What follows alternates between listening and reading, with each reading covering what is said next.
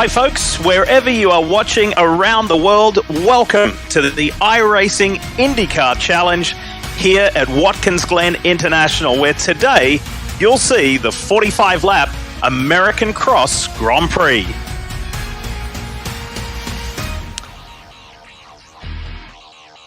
Lee Diffie, Townsend Bell and Paul Tracy with you here, just as we are for each and every round of the NTT INDYCAR Series on NBC Sports.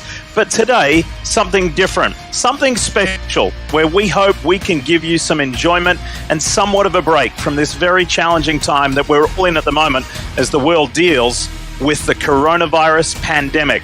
Today's race is the first of 6 INDYCAR events on iRacing, and we'll tell you more about that throughout today's broadcast. But there is an impressive field of 25 cars, many names familiar, some new though, and some very different design schemes as well that we will take, I think, a little while to get used to. But most importantly today, it's going to go a long way in satisfying the INDYCAR racing withdrawals that we've all been experiencing. And to get things going, let's join the INDYCAR Ministry Chaplain, Chuck Lessick, who offers today's invocation from his home in Brownsburg, Indiana. Let's pray. Lord God, thank you for today and the opportunity it provides each one of us. In this time of social distancing, loneliness, isolation, and fear, we're thankful for our INDYCAR family and the ability to get together and connect through this virtual INDYCAR race. We're thankful that the technology that so often unintentionally separates us can also be used to unite all of us through this event.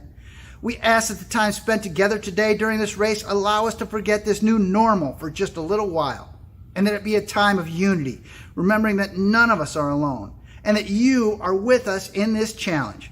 We thank you for the human spirit of competition, which is the reason we're together today, and ask your blessing over all of us, as we are thankful we can enjoy a Saturday watching this race together, looking forward to a time where we can all unite in person at the racetrack. It's in Jesus' name I pray. Amen.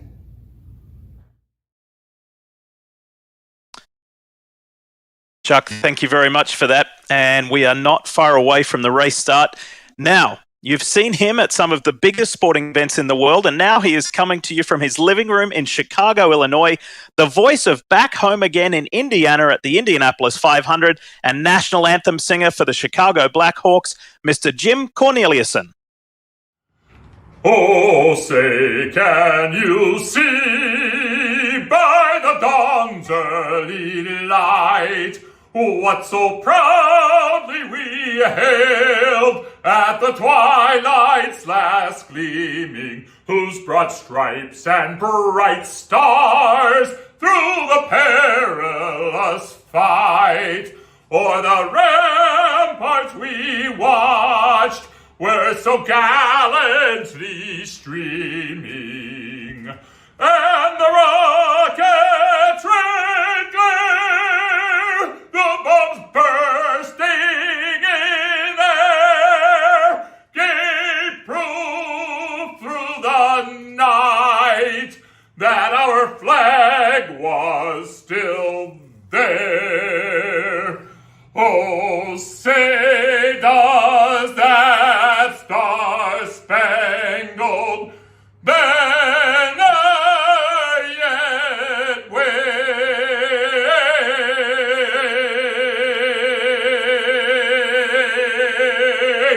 for the land of the free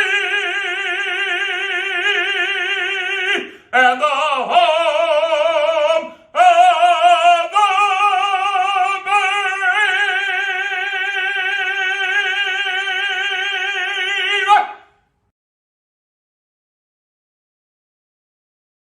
Whether it's at the Indianapolis Motor Speedway, at the Chicago Blackhawks, or in his own living room, Jim Corneliuson.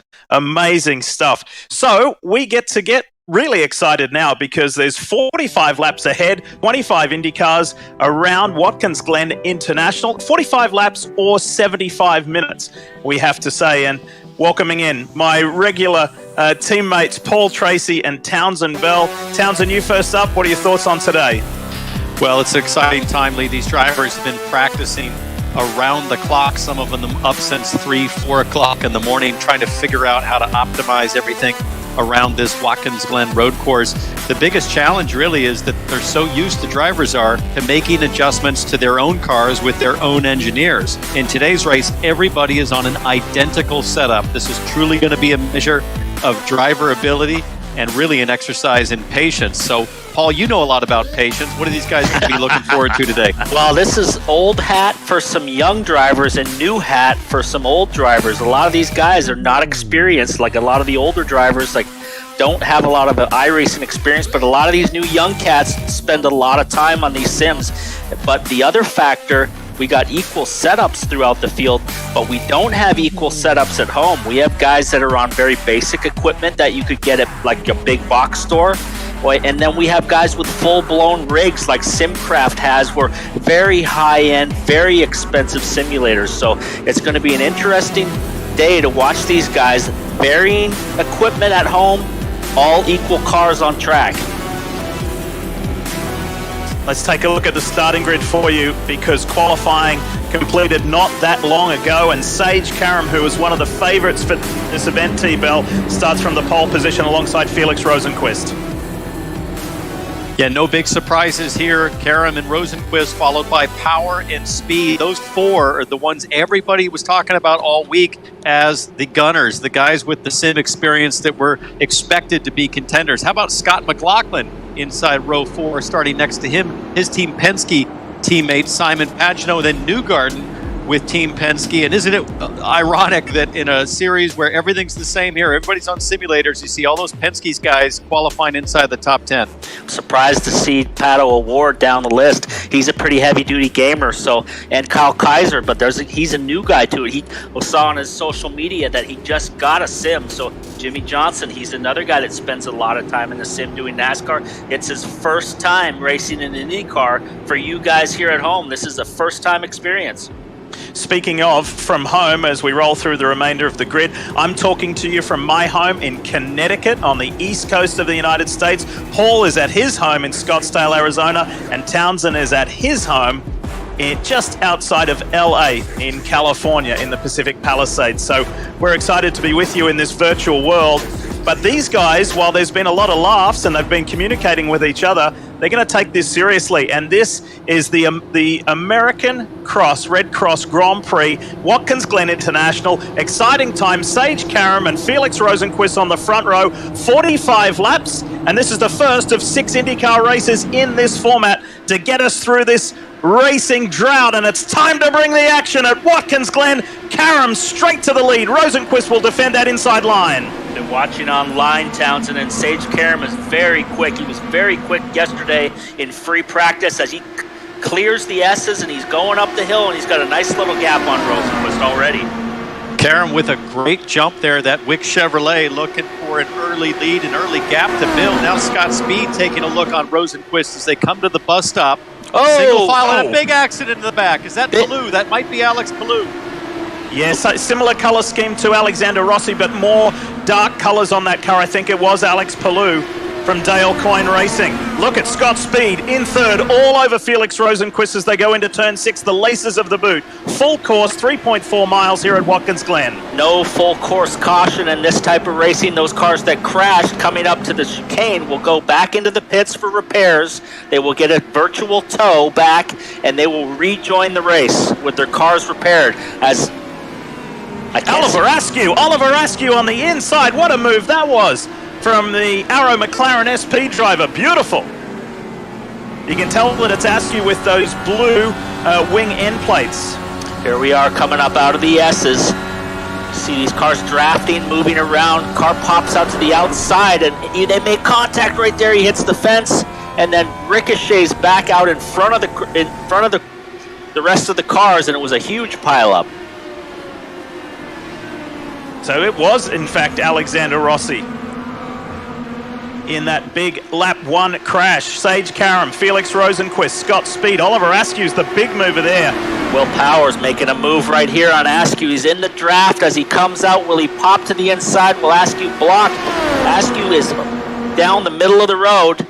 Will Power backs off wisely into that chicane. Townsend, that's a tough place to pass, going 2 abreast in there. I spent a long time with Will Power on the phone on an interview, Zoom chat, if you will, yesterday. And what he talked about, Power talked about patience. He said this is really going to come down to not getting, I'm calling it digital courage, guys, early in the race. Being patient, seeing it all the way through to the finish. And you can see Power taking his own advice there, slotting back into 5th place as there's more action going on behind him. In this 45-lapper PT, you'll see 2 pit stops. The suggested pit window is about 15 laps, we'll see. And if indeed you have a big crash like Alexander Rossi did, you get 2 resets to start afresh in this race. Yeah, the key to winning any race, obviously, is not crashing, not going down runoffs, not making mistakes. In this type of racing, you will get the opportunity to go back in racing, but the key is to not crash and not make mistakes and spend time in the pit lane for repairs. I think the other thing, Paul, is consistency, and precisely consistent. That last lap, Karam did a 26.6, Rosenqvist a 26.6. So those 2 guys up front matching each other pace for pace. Scott Speed at a 26.9, Askew at a 27.0. So your ability to precisely and consistently hit your marks, hit every apex is really the key here. Just like the real thing. No, it is like the real thing. I've driven some of these sims, and I'm by no means an expert at it, but these cars, the way they're set up through iRacing, you have cold tires. It takes a little bit to get them up to temperature. There's tire wear. There's fuel burn off. So these cars, the lap times will change throughout the run. And the one thing that iRacing and INDYCAR stipulated to the drivers that they were in agreement, we don't want you to have any adjustability from an engineering standpoint. You're all going to be on the same level playing field. There's no adjustments to your respective Dalaras. This is going to be kind of a fair fight, so to speak. And Sage Karam has a 1.5 second lead over Felix Rosenqvist. Scott Speed, who has an incredible record at iRacing on road courses, and then the youngster, the rookie to the NTT IndyCar Series, the reigning Indy Lights champion, Oliver Askew, showing a good early pace. Scott McLaughlin now has moved up to 7th. Australian Supercars champion, looking for his opportunity to get to the States and drive for Penske Racing. That was scheduled to start at the Indy Grand Prix. We'll wait and see with the new schedule how that pans out for him, but there's a lot of excitement, Lee, about him coming stateside. Yeah, very much so. And we don't know. I was talking to Scott earlier today when he got up at 3:30 in the morning to be ready for this race. Of course, he's in Australia. Tight battle here. Look at this. This is really good stuff between Will Power and Alex Palou. Alex Palou making a really nice move there on Will Power as Oliver Askew is able to open up a little bit of a gap. And so many people have been talking about this young rookie, Palou, driving for Team Go, Dale Coyne Racing, been racing over in Asia and Japan, and has had great results and really comes into this season with a lot of hype as a rookie, totally focused and obviously doing a great job here. Felix Rosenqvist is a big time gamer. He's been playing all winter long. He's been doing F1. He's been doing all kinds of racing. So right now, with Karam holding him off, we'll just see how this plays out. Rosenqvist could be just biding his time, waiting for the opportunity on the pit stops to get by. Little dirt kicked up there. Scott McLaughlin on screen, one of the Penske drivers, Team Penske drivers, and he was telling me today that, because of course he was meant to make his NTT IndyCar racing debut at the Grand Prix of Indianapolis 2 weeks before, in the month of May, but as you may have seen, there's been a revised and an amended schedule released earlier this week, and now that Grand Prix of Indianapolis will be on the 4th of July weekend, sharing that weekend with the Brickyard 400. So Scott's not sure, because the Supercars Championship in Australia has not yet released what their future calendar looks like for the 2020 season. He hopes that it allows him to still be able to do that, and maybe he might make his debut somewhere else in the NTT IndyCar Series. Take a look at this replay here. I think we might be riding on board the number 28, normally driven by Ryan Hunter-Reay, the DHL Honda. This is Kyle Kirkwood, young Andretti driver, getting wide there in the right-hander, and that's what I talk about, just missing the apex. It's so easy to miss apexes in this kind of format, and you really have to not over push things going into the corner on entry speed. It's just really easy to lose the front end. Power on Askew. Will Power making moves. He looks exactly how he drives in real life, guys. He's been inside, outside, making all kinds of moves, but nice clean pass there. I gotta wonder, guys, is that Power going forward or is that Askew going backwards? Because Palou is past Askew, now Power. Now Askew finds himself under pressure from McLaughlin as they come down to turn 1. McLaughlin fades, had a look on the inside into turn 1. Let's ride with Oliver Askew, 23-year-old INDYCAR rookie. A lot of experience with this driver. He's done a lot of different racing, whether it be sports cars, prototypes, Indy Lights. He's won in everything he's done, and now he's stepping up into the INDYCAR ranks, and he's got a big, bright future in front of him. Oh, gets a little wide. McLaughlin's on the outside, and in contact. Askew and McLaughlin, and then Pagano, Newgarden. Whoa! That's 3 Penske cars all collide. And Askew's able to recover and get going again, but that was a really awkward incident for the Team Penske pilots. Damage on these cars up front. No front wing for Pagano. As he slides by, he will have to come to pit lane for repairs on that car. That's 3 out of 4 Team Penske drivers in one incident at the bus stop. And Pagano, massive damage, missing his engine cover. The guy who was the benefactor of that crash was Graham Rahal, who slid up a few positions. Let's have another look at that. So McLaughlin gets a nice draft, gets up the inside here, but he's not all the way up there, and tries to. Askew runs him in deep. They go through the center, and then they make contact. Paul, I think McLaughlin left plenty of room there, but Askew climbed the curb pretty heavily and just kicked out wide. We're on board with Newgarden. We'll get a good view of it here. There's Pagano. He has to check up as both cars are wrecking.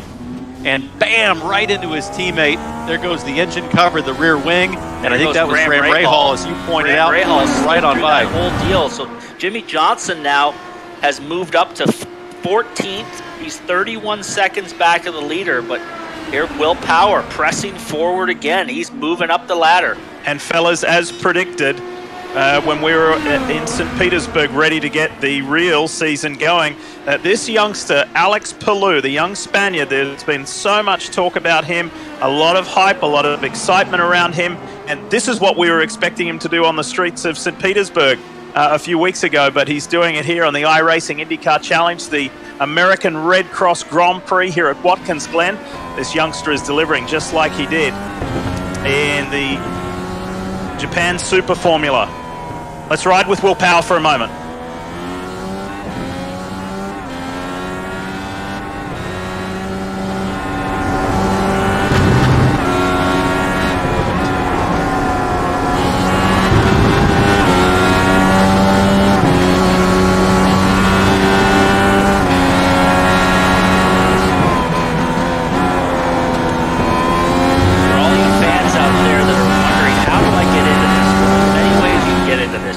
Like I said, to one of the big box stores and pick up a system for literally a couple $100, or the sky is the limit. Some of these simulators that these guys have at home, like the SimCraft unit, can be upwards of $100,000, and then you get into the simulators Townsend like Formula One have, and you're talking $50-60 million simulators that these drivers are using at Chevy and Toyota, and you've driven one at Lexus yourself.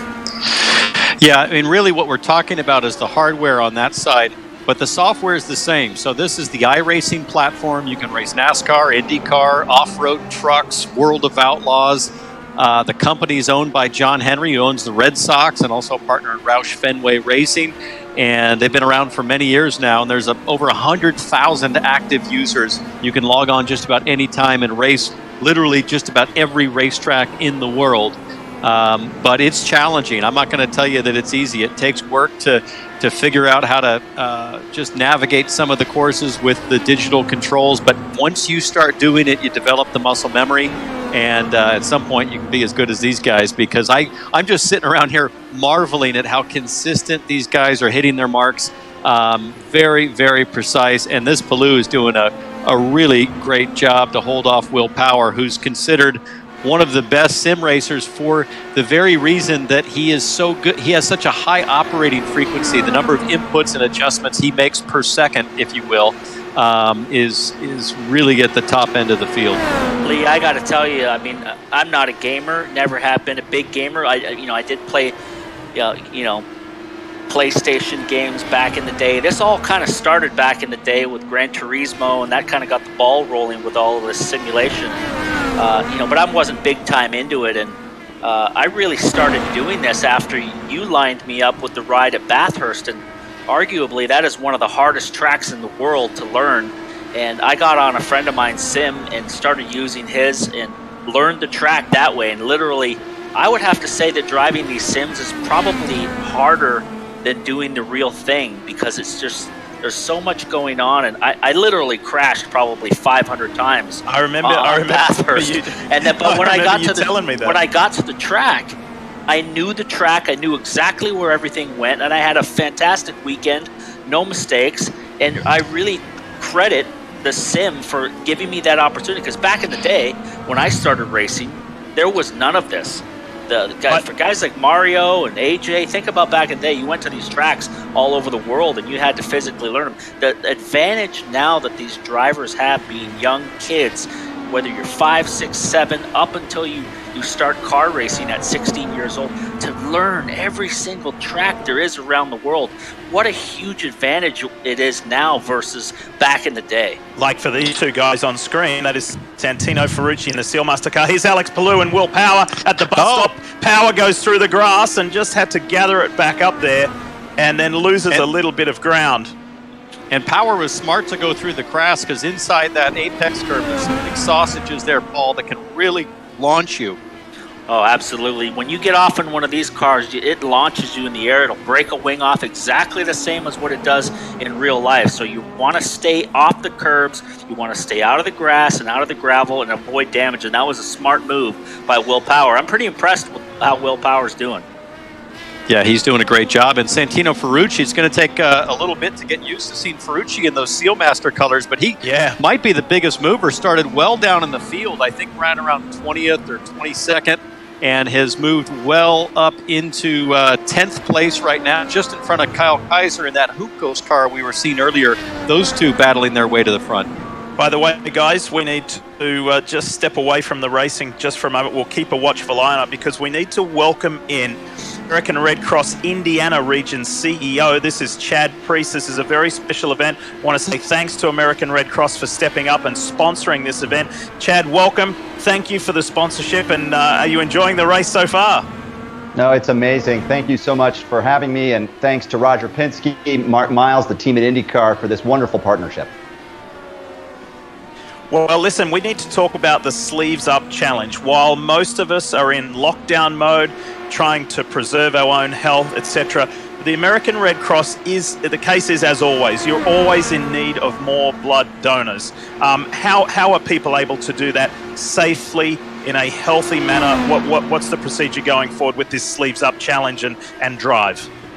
Well, you're absolutely right. As a result of COVID-19, we have seen 9,000 blood drives canceled across the United States. That's about 300,000 donations that we've lost. And so our team is working very hard to schedule new drives. We're proud of our partnership with INDYCAR through the Sleeves Up campaign. INDYCAR is challenging race fans all over the country to get to 1,000 units of blood. And it's very simple to do. You can go to redcrossblood.org, find a drive anywhere near you in the country, sign up online. Our drives, we've taken great precautions to make them as safe as possible. You'll see enhanced screening when you come into our drive locations. Our technicians are fabulous phlebotomists, always using personal protective equipment, sanitizing surfaces, keeping good social distance. You know, we haven't figured out a way to make blood without getting it from other people. And so even during this time, it's critical that Americans step up and donate. And that was redcrossblood.org. If you are able to do that, I know that Chad and the American Red Cross will be very, very grateful.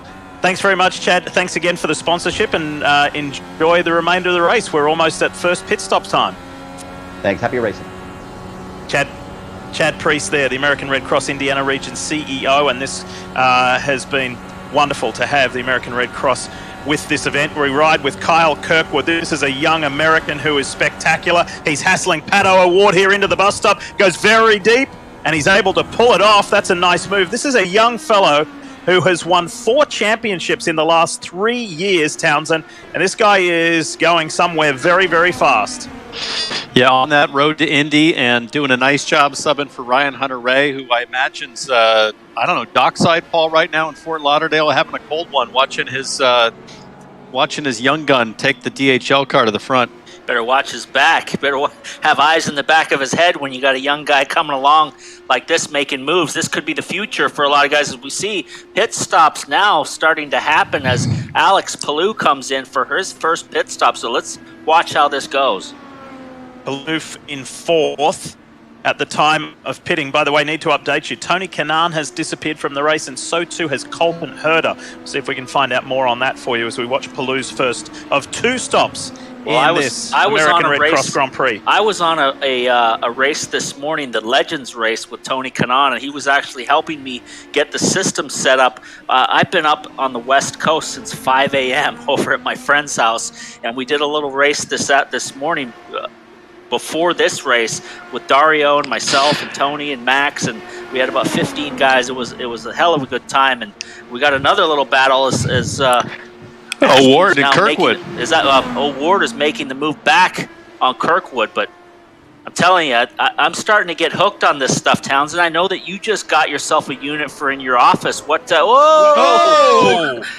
O'Ward, big moment, loses it with a tank slapper over the 4th curb in the bus stop in Kirkwood. Now O'Ward, I don't know if there's any Wood's car going. Now his wing is askew. Yeah, his wing is on sideways. He's going to need to come in for repair. But what system did you get yourself set up with for you and your kids, Townsend? Well, that's the problem, is 95% of the time it is my kid racing under my name. So there's a lot of pressure on Jackson to do well as we see a replay of this moment. O'Ward up the inside, going to the bus stop. Kirkwood to the outside. O'Ward has it here, just kind of overcooks it, gets way wide of the 3rd curb, grabs some grass, and it looks like Kirkwood might have lost his right front wing main plane and end fence there on the contact. By the way, here is Jimmy Johnson up into the mix. He's now steadily made his way into 13th place and is right there behind Pato O'Ward. And again, this is good practice for us all to pick the difference between the 2 Arrow McLaren SP cars. O'Ward is all in black with the orange, and Oliver Askew, who's up in 5th place, we saw a little earlier, has some blue side skirts on the front and rear wings. And O'Ward is all over the place with that damaged rear wing, trying to hang on. The thing is swirling all over the place like a forklift. He blocks to the inside, Johnson to the outside. Could have some more action here in the bus stop. Yeah, he's going to go off again because he went sailing in there. Jimmy Johnson backed off wisely. So Jimmy Johnson up from 19th on the grid to 13th. So he's nice and steady, moving his way forward. Classic Jimmy Johnson, isn't it? And he has had experience on this full course in sports car racing back with the Gainsco Pontiac sports car. Do you remember that? The Gainsco, the Red Dragon. He raced here in the Rolex Grand Am Series many years ago. Of course, a ton of experience on the shorter course in his Cup car. But this is good. And Alex Palou is right behind him. And remember, Palou has already...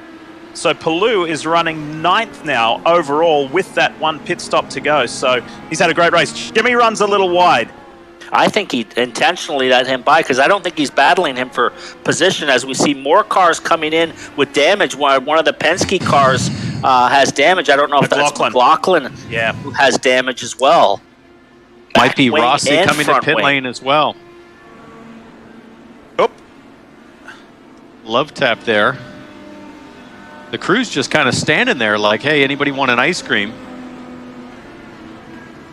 So there we go. So McLaughlin is, and this is Jimmy Johnson in for his first stop of the race. Sage Karam, race leader, has a 2.5 second gap over Felix Rosenquist. It's been those two guys all race long, and Scott Speed running 3rd over Will Power and Oliver Askew. By the way, as we watch this sequence of stops, and this is Sage Karam, race leader, coming in, guys, one thing we haven't spoken about is this is the first time the 3 of us have had a chance to commentate on these cars with the new aero screen. And when we've had those onboard shots, it looks fine, looks great. Yeah, it takes a little getting used to driving it in the sim, just with the big vertical member splitting down the middle of your windscreen there as Karam goes to the number 1 pit stall, and Will Power now takes the lead. Right now, Will Power, fastest lap of the race at a 25.8. Karam second at a 25.9. Rosenquist at a 26.0. So Will Power right now, the pace setter, trying to make up precious ground while Sage Karam is in pit lane. Yeah, this is where we see Will Power at his best. How many times have we seen him stay out and run longer, get better fuel mileage than the other guys, and rip some qualifying laps off like he is right now? He ran a little bit wide there. You can tell, Townsend, he's trying to put down some laps to see if he can jump these guys on the pit exchange. Now, one thing that we haven't mentioned, folks, is that there is no 5-time champion Scott Dixon in this race, no Takuma Sato. We mentioned no Ryan Hunter-Reay, no Charlie Kimball, no Marco Andretti, and no Jack Harvey. For most of those drivers, those renowned drivers that I've just mentioned, it is simply a shortage of equipment. And add Robert Wickens to that mix. Robert was trying desperately to make it in this race today. He will have a new rig, a full setup next week. And he will be ready to go. So remember, this is the first of 6 weeks. Next week is Barber Motorsports Park from Birmingham, Alabama, where we'll be racing as Will Power is in for his first stop. We caught a quick shot there of Graham Rahal before Will entering pit lane. Graham is doing great works for the United Rental Turns for Troops. We'll tell you more about that when we see him on track again, raising valuable money, charitable money in a great cause. But it's been a promising start for Will Power. And here comes Oliver Askew, who's been in the top 5 pretty much all race long. Be interesting to see where Power blends out with Sage Karam and also with Askew and Palou. Remember, those guys were all battling earlier before the round of pit stops as we ride on board with Santino Ferrucci. What a great visual this is. It looks so accurate. Sage Karam back to the lead as Power has come into the pits. Back on the Wickens situation, he was all set up to race in this thing and had a system coming together that was sponsored to him from somebody, and then that deal fell through for whatever reason. It all kind of fell apart, and then our friends over at Simcraft have stepped up, and they are giving Robert a full system to have at his house, and it's going to be the first step for him. Max Pappas is working on a steering wheel with hand controls for him to use initially, and then as he gets more rehab and more ability to use his legs, get stronger, he's going to start using the pedal. So this sim racing is the first step for him to working towards getting back in an IndyCar, and that's what everybody wants to see. So it's great for him to be involved in this. By the way, we are going to just step away just for a moment. While the majority of this race is commercial free, we've got 2 breaks, just 2 quick breaks throughout the course of this race as we're edging closer and closer to the half race distance. And when we come back from this brief break, we will actually talk with Robert Wickens himself. The American Red Cross urgently needs blood and platelet donations and asks all healthy donors to schedule an appointment to give now. With the coronavirus outbreak, it is important to maintain a sufficient blood supply. Your blood donation is critical and can help save lives. Please schedule an appointment today. Download the Blood Donor app, visit redcrossblood.org, or call 1-800-RED-CROSS today. You can make a difference.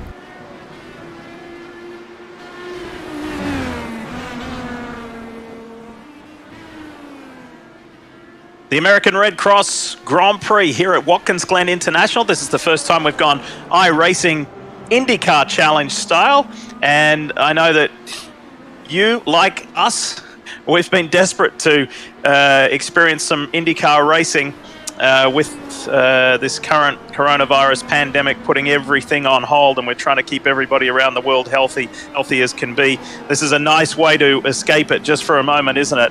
As we race lap 18 of 45. It's been a tremendous run from Sage Karam, Felix Rosenquist, Will Power, Scott Speed, Oliver Askew. Simon Pagenaud has recovered from that earlier crash. Pagenaud's doing good work. McLaughlin's trying to make his way back up there as well. And Alex Palou has had an encouraging run. We are coming up, Townsend, on almost the halfway point of this race. This race is really flying by. These guys are not really making a lot of mistakes at the front. These guys are running quick laps, consistent, very little mistakes, which is key to winning this thing. But they're pushing very hard, Paul. You can see there how hard Scott Speed is working to try to hang on to Will Power after he came out of the pits. And that car is Dalton Kellett. Dalton Kellett in the 41. He was all out of shape exiting the boot. The nose looks like it's knocked off of that car. You can see the front of the nose is damaged, so he's hit something, but the front wings are intact. Look at the very front of the nose is black, so he's hit something as we see a car come out of the pits right in front of him. Looks like Zach Beach right there, who's just came out of the pits right in front of him. He's 3 laps down right now. So we were talking about Robert Wickens before we went to that brief break. Robert is on the line right now, and when we go iRacing, INDYCAR racing next week from Barber Motorsports Park, this man will be there. Hey Robert, how are you? How you doing? I can see myself on TV. I can see myself on the phone. This is Inception.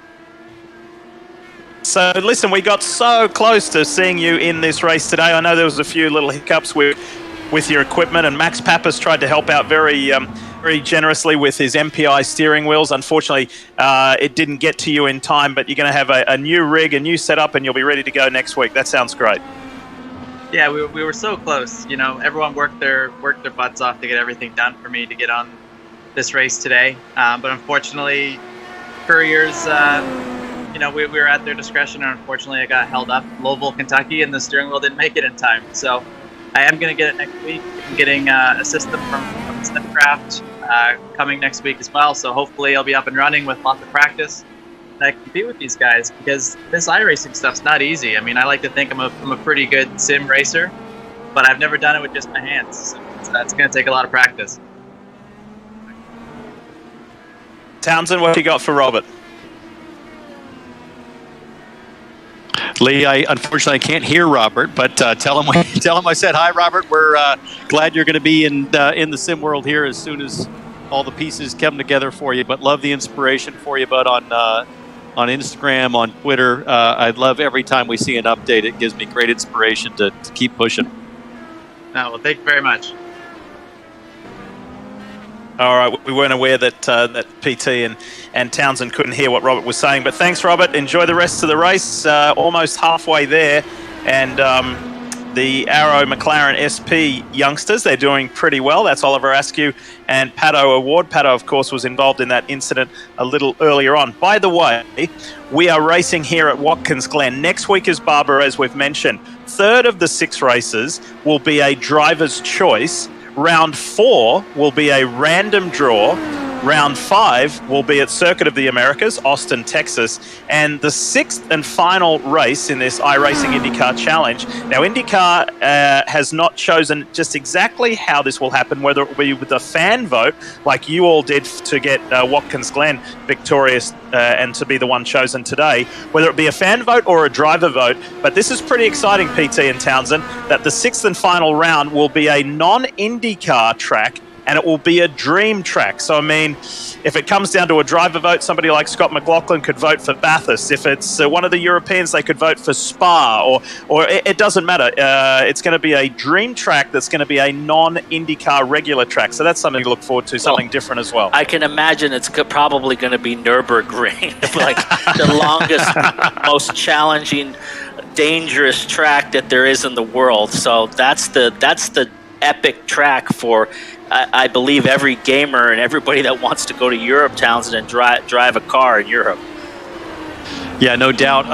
The other thing that you'll see with this iRacing format, the oval races are so fantastic. I'd love to see them take the rear wing off, front wing off, go race at Talladega in these things, because the wheel-to-wheel action is really electrifying. When I do iRacing here at home and get on an oval race, a NASCAR or an INDYCAR race, it is high drama right away. And we're about to see high drama here as Will Power is making a move there on the slower car of Jimmy Johnson as they go into the bus stop. Yeah, and he's got a bent front wing, guys. Look at that front wing is stuck way up in the air. So he's had contact with something. So a little bit of damage there, which could affect him, but still running good lap times. Karam is leading by 3.3 seconds. He really hasn't been able to get away from Rosenquist that far. Power now is 9 seconds behind, but he's got a little bit of damage. Scott Speed is right now caught up to the back of Will Power. He's 1 second behind, so Scott Speed moving forward. Such a great perspective here. The movement of the hands, I know you're looking at something that's virtual, but it is absolutely determined by what Scott Speed is doing right now at home on the simulator. So the smoothness of his hands and how deliberate he's able to turn, and you see very little counter correction. Just as I say you spoke too soon. You jinxed him. He must be listening to the broadcast. Sorry, Scott. He gets a reset there, and we'll be back out on track momentarily. But that's one of 2 resets only. See, that front wing of Will Powers is up there in the air. He's still, like I said, he's turning good laps, and he's all by himself, so he can just concentrate on his driving. He's closed down a little bit now. He's down to 8 seconds behind Rosenqvist. Rosenqvist is 3.5 behind the leader, Sage Karam. And further back, that Team Penske battle between Pagenaud, McLaughlin, and Newgarden. And McLaughlin, just as I say that, made a move on Simon Pagenaud. Now Newgarden's going to try to do his best to close up to that 22 Menards car. Is this a battle for who's going to get the seat in the future, Lee? What do you think? Well, I think he's going to ruffle a few feathers, I'm sure. Let's go back and have a look at what happened to Scott Speed here. This is the car, the 98, that Marco Andretti would normally pilot. This is what happened to Scott. Let me tell you what happened, Lee. What happened is that Scott was hypnotized. He was a little bit wide of the line, out in the gray a little bit, got on the power, and he just lost the rear, and it spun to the inside. So just a little bit offline, and I tell you, these things are like driving the real thing. You got to be in the black groove right there. If you're outside of the groove, you're going for a ride. Sage Karam in the Wix Filters car for Dreyer and Reinbold Racing. He was meant to do originally at least three races in the 2020 NTT IndyCar Series. With the amended schedule, we'll wait and see how that suits DRR. But I'm pretty sure you can bank on seeing Sage Karam at the Indianapolis 500 for sure. Riding with Chip Ganassi Racing's Felix Rosenqvist in the NTT data entry. And this guy is a bit of a sim expert, and he has done extremely well in this race. And he's within 3.5 seconds of Sage Karam. Look at the consistency, Townsend. 26.6, 27.2, 26.5 with traffic. Incredibly consistent. Yeah, it's hard to do, especially without having that last little bit. The final frontier on this is just being able to feel the front tires, I find, and feel where the threshold of the grip is. And the more you do it, the better you get. And with Rosenqvist, he's been doing it for so long, it just comes as naturally as the real thing for Rosenqvist. As I think that is Askew. No, sorry, that's Award coming out of the final corner with Pagenaud. Yep. Pagenaud fighting all over the back of him. Pagenaud's going to get wide here, way wide. Yeah, he went for big exit speed. I don't know if it paid off for him because he lost a little bit of ground to Award as he climbs up through the S's to the top of the hill. Flattens out here pretty dramatically, and you run down to the bus stop at 190 miles an hour and then into the bus stop, Townsend, at nearly 140 miles an hour. And really, look at Award just turning in with authority at 150 miles an hour there to the entrance.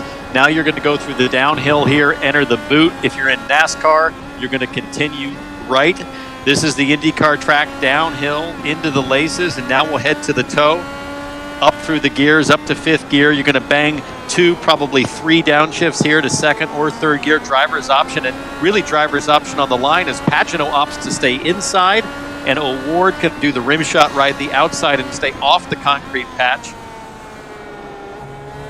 This is the heel of the boot, and then you'll exit back out to this final left-hander that's really slow, tricky because grip is very slow. It's kind of off camber, and back for the final 2 very fast corners, both fourth gear, almost flat.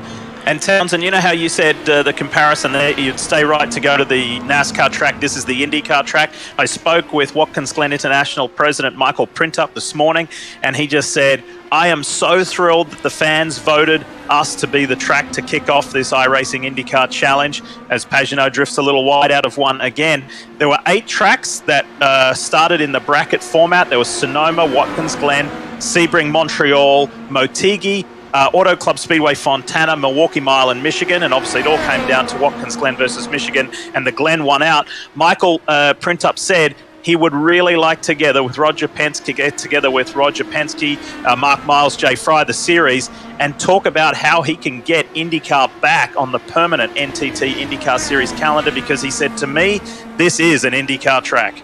Yeah, this is a fantastic track for sim racing because it's super fast, Townsend, in real life. I mean, it's a super high commitment, but the nice thing on a sim is that the corners you can see around the corners.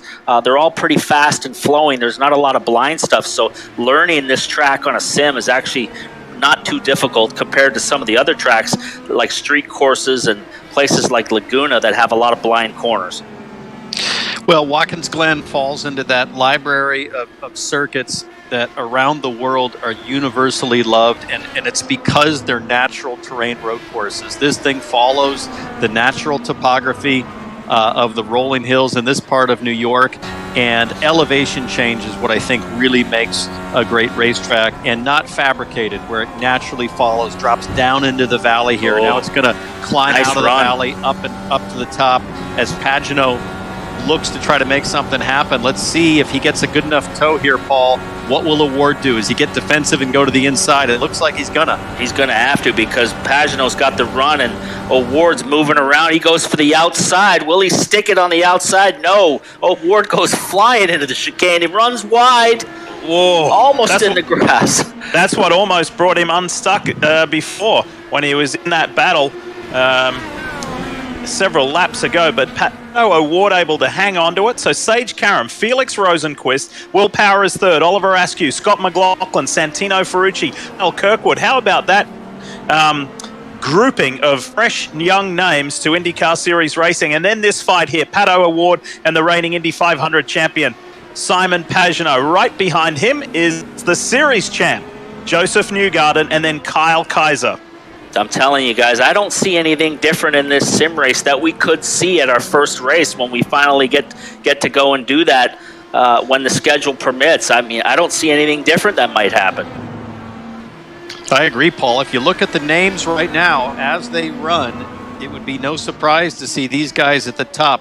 Maybe Sage Karam, just because he's been out of it full time. He's running with a small team on a limited schedule this year. But from Rosenquist, on down through the top 10, I guess you got Kyle Kirkwood in there as well, but you've got a lot of big names that we would expect to run up front. Scott McLaughlin has tested so well with Team Penske at Sebring and a few other tracks. They've been really impressed with him. So the pace really reflects the commitment and the ability for what we're watching right here. I'm hearing that on that McLaughlin stop, fellas, that he did not do a full fill, and he will be stopping again in about 2-3 laps. So watch for McLaughlin to come to pit road. And PT, you mentioned about when we do go back to racing on track, car came out with a revised schedule for 2020. The first race to get us going will be the doubleheader, the duel in Detroit, on the streets of Belle Isle, and that's Saturday, May 30 and Sunday, May 31. So fingers crossed, health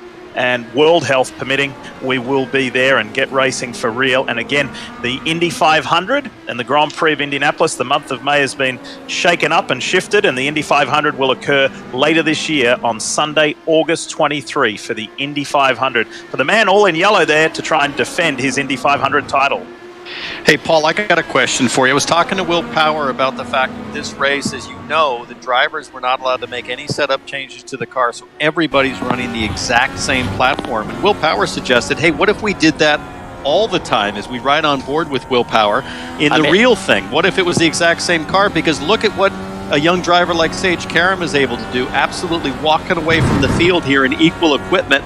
What could Sage Karam do if he was in an identical car to Will Power in the regular IndyCar Series week in and week out? Well, I mean, it would be awesome if you could do that, but I don't think it would be great. I think we need that adjustability. We need to allow guys to work on their cars. But in this sim racing, in this downtime, a lot of these drivers, like Will Power, he's got a wife and he's got kids. A lot of these guys don't have time to sit on the computer all day. It's been said that Rosenquist had done thousands of laps of testing. He's been racing all winter long on a sim, spends 6 to 8 hours a day on the sim, so fine-tuning his car and his equipment at home and all of his computer to really make his car really quick. And They wanted to let these guys come in and give everybody the same thing and let it all be up to the driver, which I think is a great thing for this.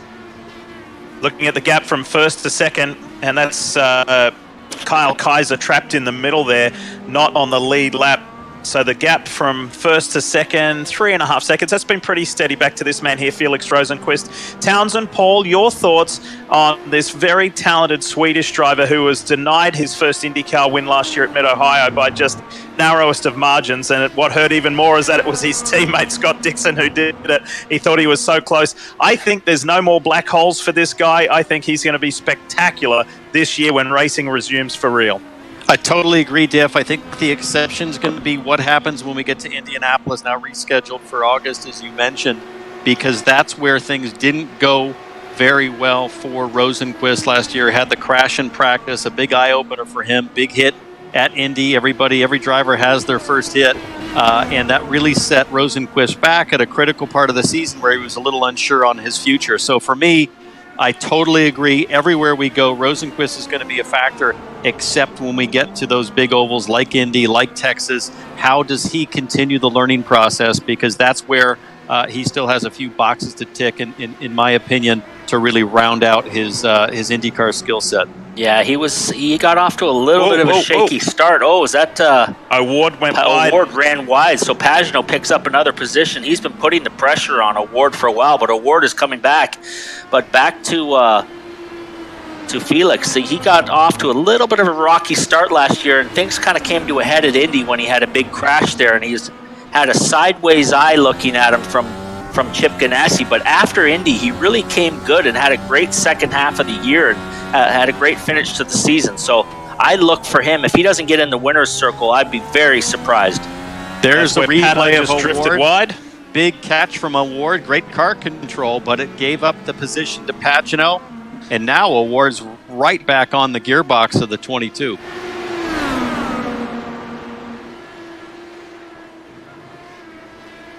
So we're past the halfway point now, 31 laps out of 45. Still got a little bit of ways to go. We got another pit stop to come. All the guys inside the top 10 have not had any incidences or crashes. You see the guys from Kaiser on down, Daly, 12th. They've all had some type of contact and have gotten down a lap or 2 laps. So this is going to get interesting with one more stop to go and coming down to 10 laps to go. By the way, we have been remiss not to mention James Hinchcliffe, our new NBC Sports colleague, who will do an abbreviated season this year, but also working with us as well. Hinch there was a technical glitch, and Hinch's car didn't actually turn up in the system, and he was unable to start this race. But we'll catch up with him shortly. We'll have a chat with him like we have done with Robert Wickens during the course of this race. Tony Kanaan is out, Sebastian Bourdais is out, and Colton Herter is also out of this race. But there are plenty more to make up for it. Another 5 races this style, iRacing INDYCAR Challenge, 5 more to go, which is going to be fantastic and a real variety of circuits that we will experience as well. Do you know Jimmy Johnson is doing well? He's up in 15th place. Jimmy said yesterday, as the race leader, Sage Karam, is in, Jimmy said, look, I made a real meal of it last weekend in the NASCAR iRacing event. Said, I need to be better at this. There he is. Jimmy's just exiting pit road there on the left-hand side in the Ally car. And he said, I need to be better at this as the first and second place cars are mirroring each other on pit stop strategy.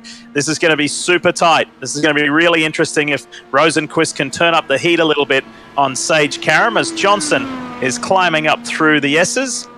Will we see Jimmy Johnson make his real NTT IndyCar Series debut this year by doing the double? Graham Rahal challenged him on Twitter saying, come on, Jimmy, now that the Grand Prix of Indianapolis is at the same place on the same weekend as the Brickyard 400, why not make your IndyCar debut? And Jimmy told me in an interview for NBCSports.com yesterday, maybe, we'll see. He might have to get permission from, no, not might, he will have to get permission from all fronts, but he will see if it's able to be done.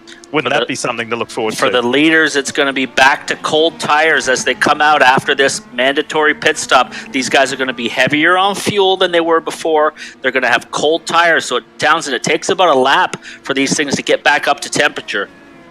Yeah, and the big risk for Karam and for Rosenqvist is not catching any lap traffic at the wrong time. At this track, as fast as it is, if you have to check up at a corner like the bus stop, Late entry for Power. Yeah, Power sending it to pit lane, but that's the issue for the leaders, is not catching any lap traffic at the wrong time. You can lose a ton of time here at Watkins Glen in those moments. The other thing, too, is you don't want to speed on pit lane. You'll get a penalty for that as well, so got to be careful getting in. Will Power came in with big speed. Normally, you would have to stay inside that yellow line right there and be committed to the pit lane, but he was in the line and then peeled it off into the pits. As we see, Rosenquist is here. Did he get into the lead? It looks like Sage Karam is still leading on my timing and scoring. Yes, I think Karam's still out in front. 3.1 seconds. Yeah, Sage has been able to he pulled out that lead of about 2.5 seconds in the first couple laps. And Townsend, he's really just been able to just maintain that and not really overwork his car. So guys, we need to just step away just briefly for the second and final break, but it'll be like the last one. It'll just be 30 seconds. We'll go non-stop. You won't miss any of the action. Racing lap 33 of 45, 12 to go here at the Glen. Back in a moment. The American Red Cross urgently needs blood and platelet donations and asks all healthy donors to schedule an appointment to give now. With the coronavirus outbreak, it is important to maintain a sufficient blood supply. Your blood donation is critical and can help save lives. Please, schedule an appointment today. Download the Blood Donor app, visit redcrossblood.org, or call 1-800-RED-CROSS today. You can make a difference.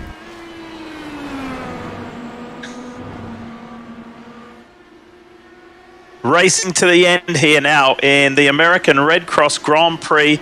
It's the first of 6 races in the iRacing INDYCAR Challenge and the Wix Filters Dallara for Dry and Reinbold Racing. Sage Karam has done just an amazing job in this race.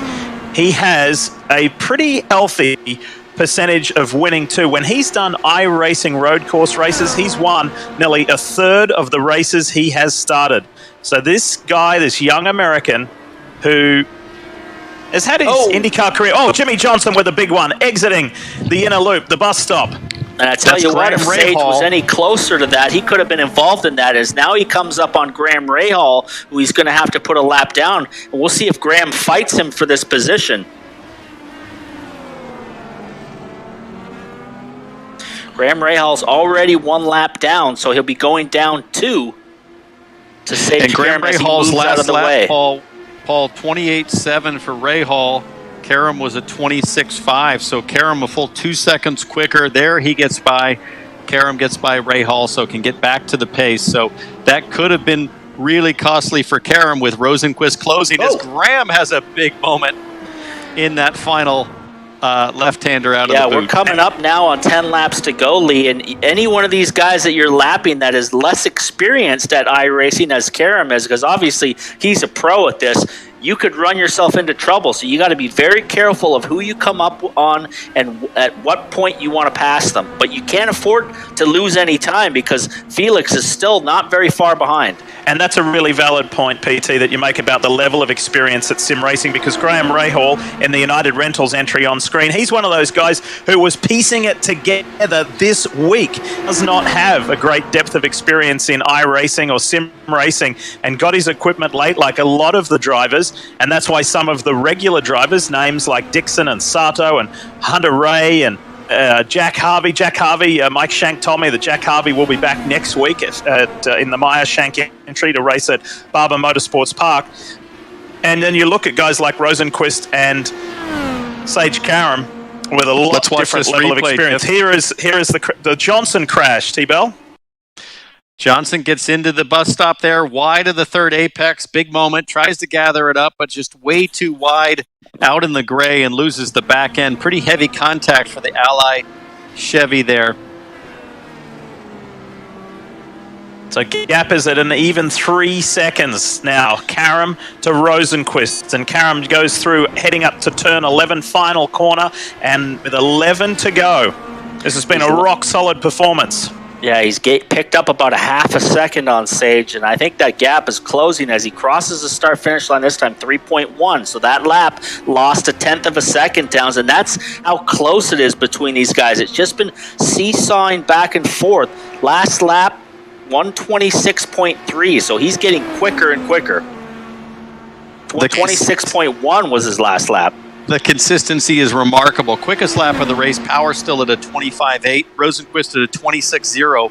But what blows my mind is here we are, almost 40 laps into this race, and Rosenqvist and Karam have not put a wheel wrong, and the consistency is crazy. I can't do 3 laps, Paul, without going for a ride now. I've got a lot of work to put in before I would even be able to hang on even at the back of this field. So it takes a lot of work, a real commitment, not unlike the real thing. And Rosenqvist and Karam clearly the class of the field today. Well, it's the same in real life, isn't it, Townsend? You can only get about 3 laps before you have an incident. There's the first punch of the year.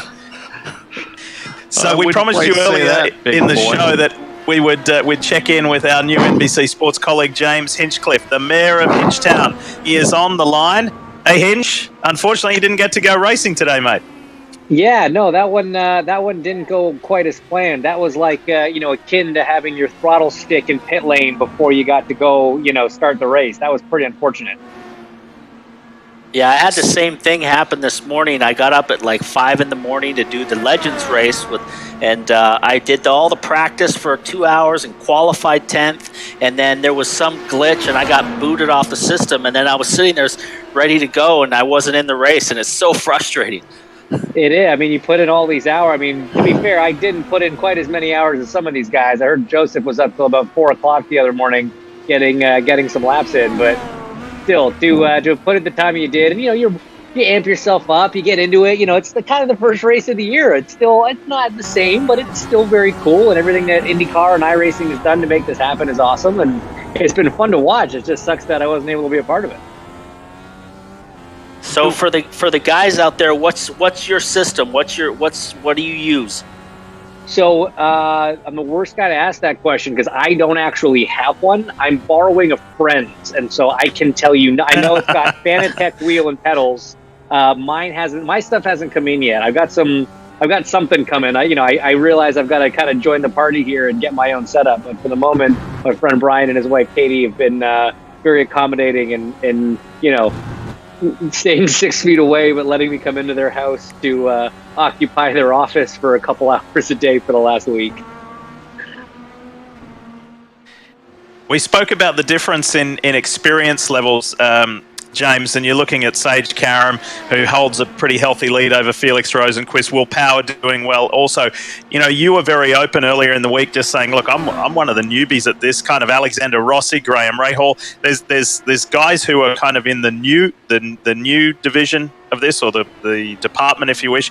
How difficult is it to get up to speed and to feel competent and fast? Yeah, it's monumentally challenging because, there's nothing that quite replicates the feeling of the car underneath you, and so learning all the tips and tricks, there are certain things that, physics-wise just don't work or make any sense whatsoever in the real world that find you lap time in the sim world. And so the guys that have, pounded around lap after lap, hour after hour, figuring that stuff out, they definitely have an advantage. But I got to give Sage a ton of credit. Felix, a lot of these guys, Santino, who are a little more experienced. We got a group chat going and have been answering a lot of questions and giving guys tips and tricks and helping everybody out because we all want everybody up to speed because it makes the racing better and puts on a better show for the fans. So, I'm happy to see Sage riding up front and Felix, those guys, like I said, they kind of helped everybody else out trying to get up to speed. But man, it's a commitment. It takes time to figure this stuff out and to be good and be consistently good at it. So the 6th and final round, we're waiting to find out whether it's going to be a driver's choice, a driver's vote, or a fan's vote, but it's going to be a non-INDYCAR track, and it's going to be like a dream track globally. What would be your choice? Bathurst. Having experienced it for real.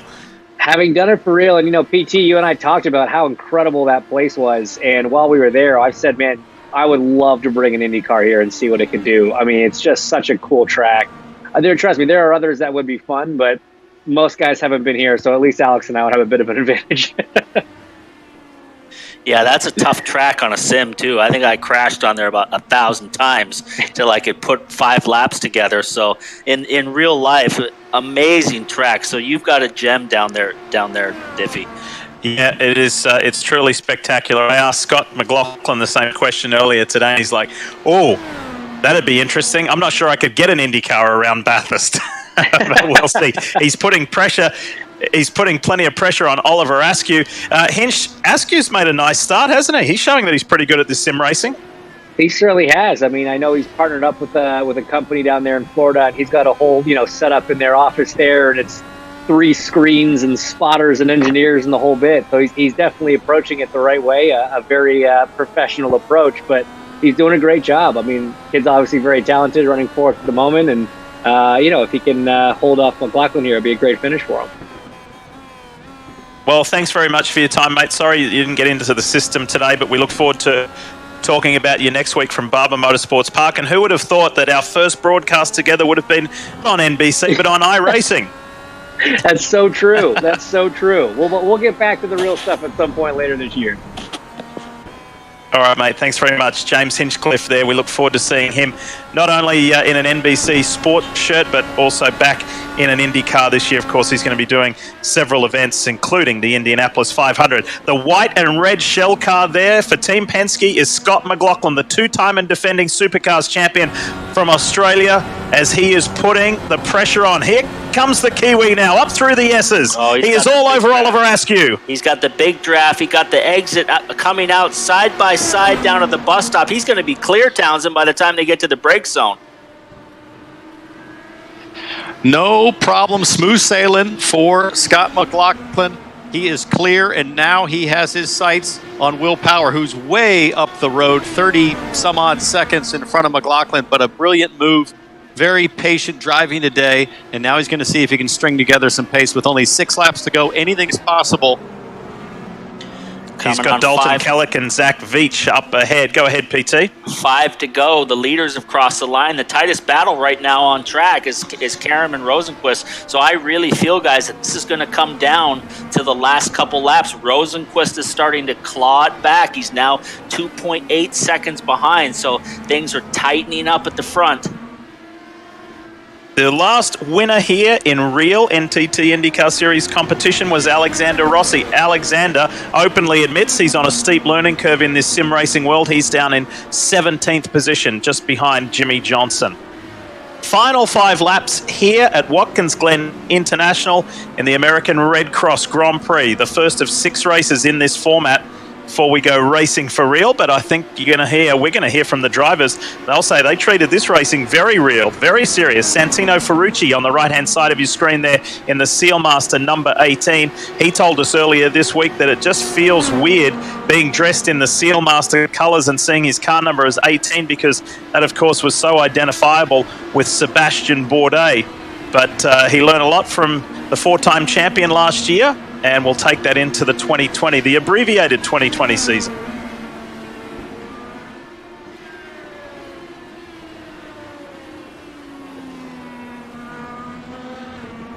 And he runs in a good spot. This will be an 8th place finish if he can hang on to that. Maybe he might be able to make up some ground on Joseph Newgarden. Who knows? This is race leader, though, Sage Karam, and he's taken that lead back out closer to 3 seconds with 4 laps to go now. And this is the challenge for Karam. He's got Rosenquist, closing behind. Ferrucci trying to stay on the lead lap. Will Ferrucci help Karam at all here in the closing stages? Because Karam can easily start to lose a second half a lap. Ferrucci's quickest time a 27.3, Karam a 25.9. So this is important. What will Ferrucci do?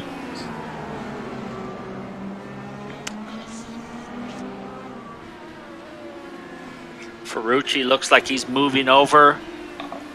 No, he's going to fight a little bit. Karam's got to be careful here because this gap is closing now. Ferrucci's slow through the apex. Karam's going to dive to the inside. That gets Karam clear. The gap has now dropped to 2.7 seconds to Rosenquist. You see Rosenquist just exit the boot there. in the blue NTT car. Hey guys, talk about close calls. Let's take you back and show you a replay. Kyle Kirkwood in the DHL Andretti entry. Up ahead of Sage Karam. Watch this. This is exiting the boot. And it's all going to happen here in turn 10. Kirkwood gets on the apex curve there.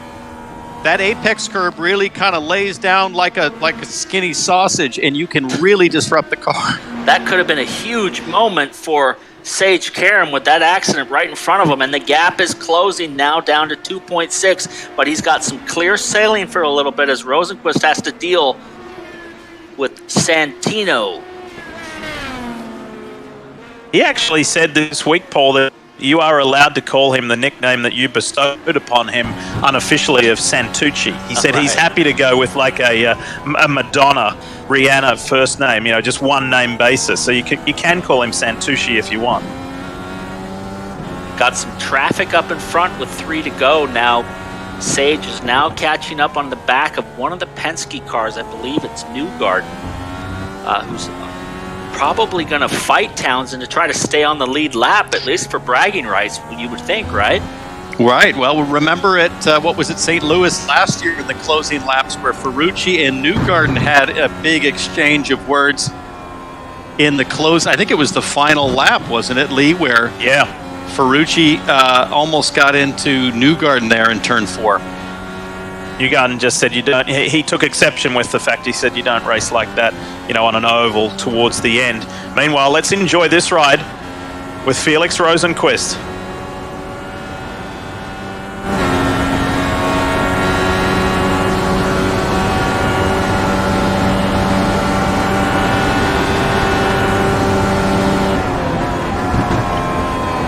Beautiful move to the outside into the bus stop. Clear sailing ahead now for Rosenqvist. Head down, see what he can do with 2 laps to go. Second last time into the boot is Sage Karam as he gets around Alexander Rossi in the Auto Nation entry. And he's driving to the white flag in the American Red Cross Grand Prix here at Watkins Glen. What an enjoyable afternoon it's been. It's been a new experience for us all, but a really great start, getting used to what the onboard shots look like with the new aero screen, the new color scheme, some new drivers to the series. And for a lot of these guys who aren't regular sim racers, it's been a new experience for them as well. And they'll take that to Barber Motorsports Park next weekend. And also huge validation for the Small Dryer Reinbold team out of Indianapolis running a part-time schedule. They've had a lot of faith in Sage Karam the last few years, and he's rewarding that faith, showing that in equal equipment, what he can do against the best in the sport. And also for Wix Filters, Paul, you've driven that Wix Filters car in the past. They've been a long-time IndyCar sponsor. This is a fun day for that whole group. Yeah, great quality product. I actually use those filters myself on my toys and sand cars, so great to see them staying involved in the sport. Obviously, they've been involved in other forms of racing, Global Rallycross. They've been a long-time sponsor of Dennis Reinbold, so it's good to see them staying involved. And look at what Oliver Askew's been able to do in the top screen, the larger box. Askew, the young American, has been able to regroup, and he's now taking the fight back to the New Zealander, Scott McLaughlin. Final lap, less than 3.5 miles to go for Sage Karam as he's clearing his way, climbing the hill out of the boot. A little bit of traffic up ahead. Kyle Kaiser and Simon Pagenaud. It has been just a beautiful run. This man here, bottom right of your screen. He was tipped as one of the ones to watch because of his history and his experience and his amazing results in iRacing competition. He's up behind Joseph Newgarden there. Newgarden who's 7th, so that's pretty good.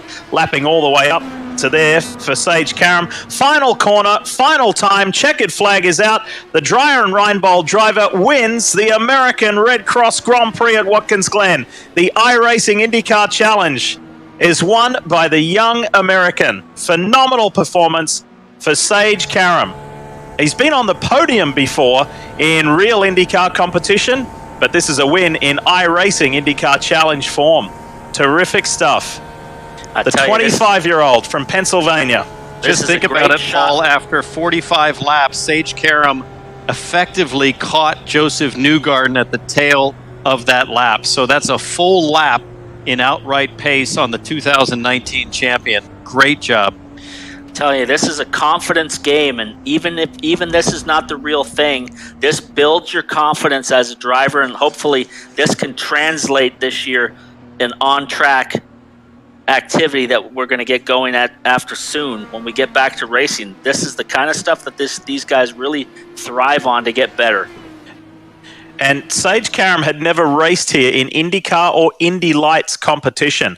So that's a nice little victory to get in this first of 6 races.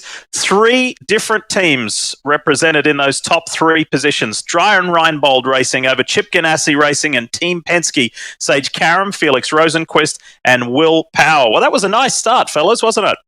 Oh, it was awesome. With great entertainment. I was really surprised, Townsend, at how competitive it was inside the top 10. And, the top 10 guys were all very close in terms of lap time. Yeah, I'd agree. And what really blew me away again was the lack of mistakes. You really didn't see the big moments that I expected with everybody doing this for the first time against each other in this sort of format in equal equipment. I thought we'd see more overdriving, and I was really impressed with how composed everybody was, how precise the execution was. And for Sage Karam and his team, what a great day it is to come out of this on top. The first race, really, of 2020. There's a lot of stories to tell as you walk all the way down through the field.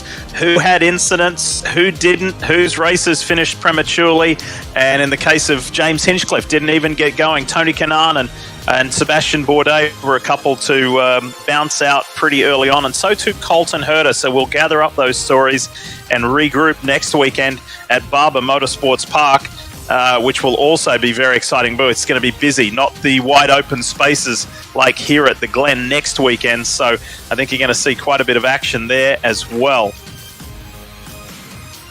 The guys at the back there, Scott Speed, we didn't quite catch up with what happened to him, and he was running in such a promising fashion within the top 5. Super start in the number 98 US Concrete, Andretti Dallara. So we'll follow up on that story for you as well.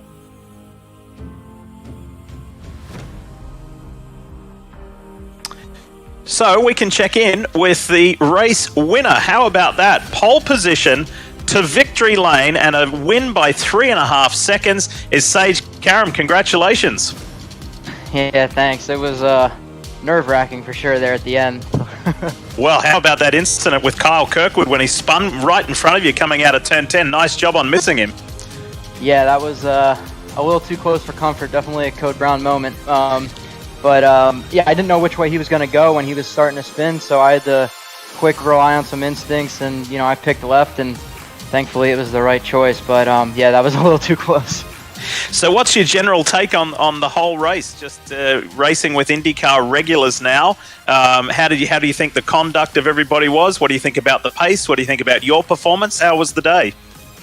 Yeah, I mean, I think it was great. I think, the guys committed pretty well to this week. I mean, we had practice rooms up every day all week. So, I'm surprised the guys put in the amount of time they did. And it was a lot of fun. And it's just great that we can be able to, give the fans something to watch. And, it's the only sport that we can really do it right now. And, I'm happy that I got the win for Wicks and Dreyer and Reinbold Racing. The car, looks pretty good up front. So hopefully when we get back to real racing, we can replicate that. Here, for the fans out there and the kids that are watching today and want to get into this, we've been asking guys, what's their equipment? So what do you use, and what's your preference? Because obviously you're very good at this. Thanks, Paul. So I have just like an 80/20 aluminum rig by Huskenveld. I have the Huskenveld Ultimate pedals, VRS, direct drive steering wheel. I run triple monitors, and I custom built my computer by myself. I actually just built it right after Christmas. So yeah, I've been at this for a while. I do some league races in the Lionheart League, and they actually raced here this past week. So I got a good practice with that. Those guys always push me. I'm a big iRacing fan and have been on the service now for a while, and it's just a lot of fun for me and keeps me busy. Townsend, what have you got for our race winner? Well, I was just busy trying to write down all the specs there, Sage. They came rapid fire, so I need to know what to order. But hey, great job, and hopefully you're going to get a call soon here from your team owner, Dennis Reinbold, who's taken a bigger swing this year with you and going to run some part-time road races. I know, in addition to the Indy 500. You've had a lot of confidence put in you by Dennis the last few years, and it's rare the young driver gets those opportunities with a team owner that absolutely loves what you're about and is committed to you year after year. What's that relationship been like, and what do you see going forward in terms of your partnership with DRR? Yeah, I mean, you've drove for Dennis before, and I'm sure you can attest that he is one of the most loyal, down-to-earth, greatest guys in motorsports. And I've been with their team now, I believe, 6 years, and it's great that we can, get more races this year. And obviously it was a shame we didn't get to get going in St. Pete, because we were all looking forward to that and worked really hard, a lot of years to make that happen. So I can't thank them enough for sticking with me. A great partner in Wix. The car always looks great. All the guys at the shop are just amazing guys. It's like a family atmosphere there. Love them to death. And just thank you to them for keeping this dream alive. They're the reason why I'm able to do this race today. So thank you to them. And then also I got to thank my sim team, Kiwanda Sim Sport. Those guys push me every single day, keep me sharp on the sim. And my buddy Damon Martinez, who spotted for me today. Is he cracking the whip on the training front? You're still staying fit and healthy and strong? Trying to, we can't really do anything right now. The gyms are all shut down, but, I got a bike and set it up on the Zwift app. Kanan talked me into that, and Kanan and Veach, they're all riding now. So trying to do something to stay in shape, for when we can go back to racing. I'm ready to roll. Hey, now it might be in the virtual world or the iRacing world, but you have just won an INDYCAR race at Watkins Glen International. That sounds pretty good, doesn't it?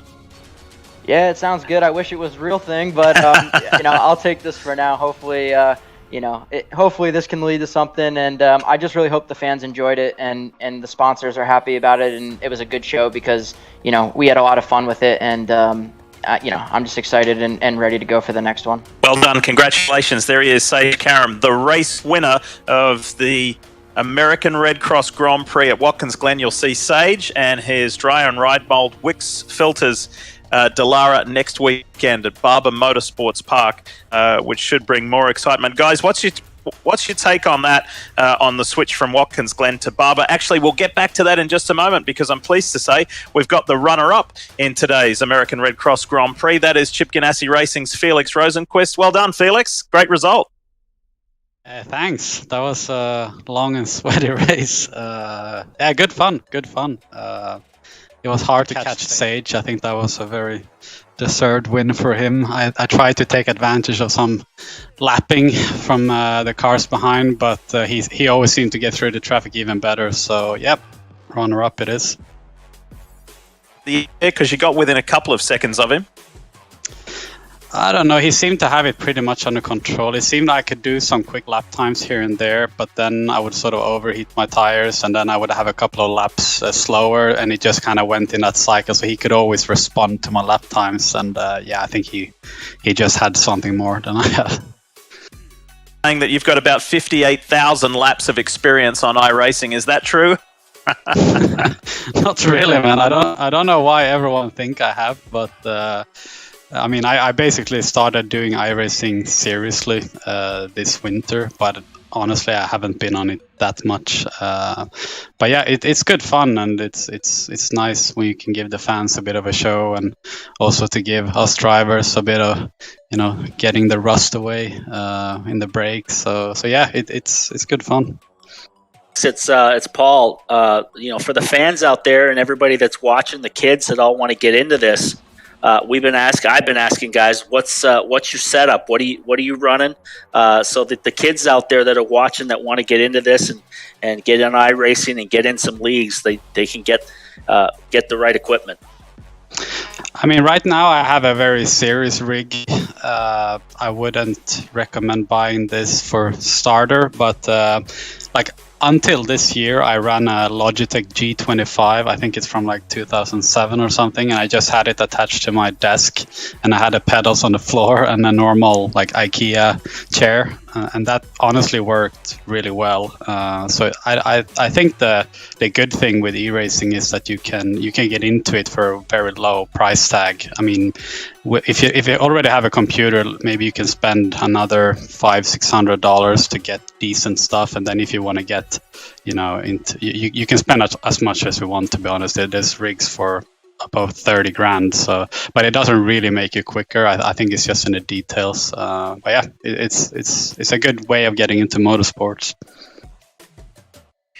Paul, there's grown men around the country that keep hearing you say, hey, tell the kids out there what they can do to get into this. I think there's plenty of guys, very mature gentlemen that would love to burn many hours a day doing this. It's a blast, and so open to all ages, I'd like to point out. Felix, well done. Congratulations on that. Look forward to seeing you next week at Barber. What do you think about the tighter confines of Barber Motorsports Park up against today's wide open spaces of the Glen?